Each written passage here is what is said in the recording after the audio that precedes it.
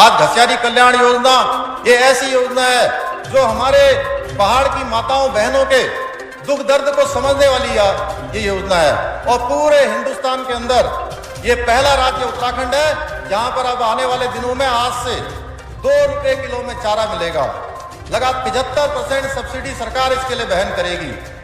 निश्चित रूप से मैं सभी विभाग के अधिकारियों का भी धन्यवाद करना चाहता हूं। हमारे यहाँ पर सरकार ने बहुत सारी योजनाएं चलाई हैं, लगातार हमने फैसले लिए हैं। पहले की सरकारों में बड़ी बड़ी बातें होती थी, बड़ी बड़ी घोषणाएं होती थी, हजारों की संख्या में घोषणाएं होती थी। आप सब जानते हैं 2017 से पहले जो सरकार थी, हमारी सरकार में जितनी भी घोषणाएं हुई हैं उन सब के शासनादेश निकले हैं। जिन योजनाओं के शिलान्यास हुए हैं उन योजनाओं के लोकार्पण हुए हैं। मैं आपको बताना चाहता हूं अभी हमने लगातार बहुत सारे फैसले लिए। हमने नौजवानों के लिए 24,000 जो हमारे यहाँ पर रिक्त पद हैं, 24,000 जो भर्तियां हैं, उन भर्तियों पर पहली कैबिनेट में हमने फैसला किया था 4 जुलाई 2021 को कि ये 24 के 24,000 पदों को हमने भर्ती की प्रक्रिया हम शुरू करेंगे। मुझे बताते हुए खुशी हो रही है कि अब 10,000 से भी ज्यादा आवेदन हमने अभी तक निकाल दिए हैं पिछले 3 महीने में। लगातार भर्ती की प्रक्रिया जारी है। लगातार रात के 12 बजे 1 बजे तक दफ्तर खुले हुए हैं, लगातार उस पर काम चल रहा है। इसके साथ साथ हमने स्वरोजगार के लिए मुख्यमंत्री स्वरोजगार योजना को और ज्यादा धरातल पर उतारने के लिए हमने कहा है, वो भी एक सिंगल विंडो के आधार पर कि एक स्थान पर ही लोगों के फार्म भरे जाएंगे, एक जगह पर ही उनका पंजीकरण होगा, एक ही स्थान पर उनकी स्क्रूटनी होगी और जितने भी प्रमाण पत्र बनने होंगे वो एक ही स्थान पर बनेंगे। चाहे जाति प्रमाण पत्र होगा, निवास प्रमाण पत्र होगा, आय प्रमाण पत्र होगा, चरित्र प्रमाण पत्र होगा, सारे प्रमाण पत्र एक जगह पर भरे जाएंगे और बैंक के लोग भी वहीं पर आकर उनको जो है ऋण देने का काम करेंगे।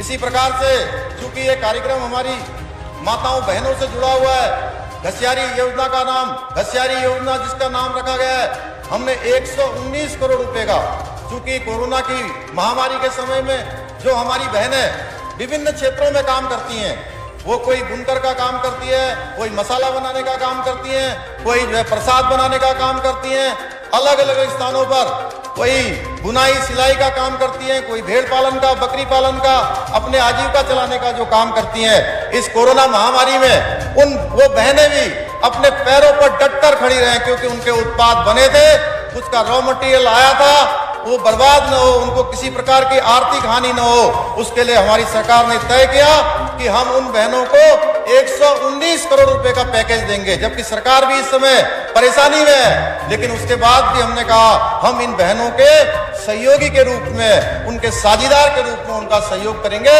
और 5 लाख रुपए तक का ऋण बिना ब्याज देने की हमने व्यवस्था करी है। अगले 6 महीने तक उनके सारे ऋण माफ किए हैं। इसी प्रकार से 4 धाम यात्रा जो हमारी प्रभावित रही, 4 धाम यात्रा के कारण से बहुत सारे लोगों का रोजगार चलता है, बहुत सारे लोगों का व्यापार चलता है, उनकी जो यात्रा चलती है उससे पूरे साल भर का काम चलता है, उनके भी आजीविका पर बुरी तरह से प्रभाव पड़ा।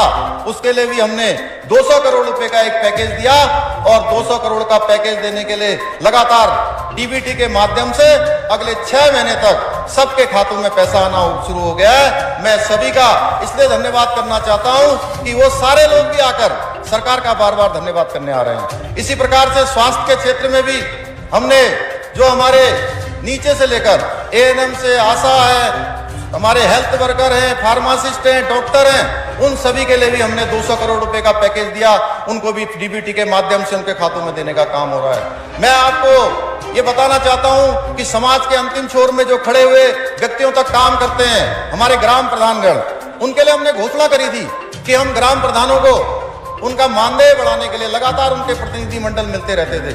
हमने ग्राम प्रधानों का मानदेय भी 1,500 रुपए से बढ़ाकर 3,500 रुपए कर दिया और केवल एक घोषणा नहीं करी, इसका शासनादेश भी निकल गया। ये योजना लागू